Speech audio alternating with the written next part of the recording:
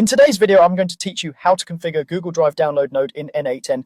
We'll start inside n8n, open the platform in your browser, and head into a new or existing workflow so we have a canvas to work with. The goal is simple: set up a Google Drive trigger that watches a file, and then configure a Google Drive node to download that file when the trigger fires. Begin by adding the Google Drive trigger node to your canvas. This node listens for changes in your drive so your workflow can react automatically.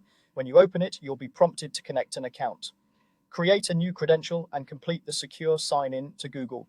Make sure the Google account you choose has access to the file you want to monitor and grant the requested permissions so n8n can read your drive data. Next, choose the mode that fits how you want to monitor drive. In most cases, you'll be monitoring a specific file or a folder.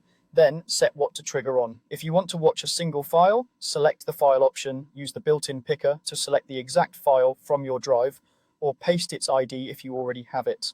After that, decide what the node should watch for. Common choices include file created or file updated. Pick the event that best matches when you want the download to happen. With those settings in place, click Test this trigger. n8n will start listening and, if possible, pull a sample event. If you don't see data immediately, try making a small change to the file you selected, like updating its content to generate a test event.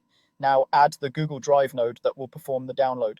In the nodes list, select Google Drive and open it. Connect it using the same credential you created earlier to keep things consistent.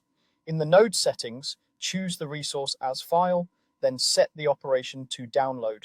For the file selection, the best practice is to map the file from the trigger rather than hard coding it. Use the expression editor or the drop-down to reference the file ID coming from the trigger node's output. This makes the workflow dynamic, so whichever file triggered the event is the one that gets downloaded. When everything looks good, click Execute Step. You should see the node return binary data representing the downloaded file.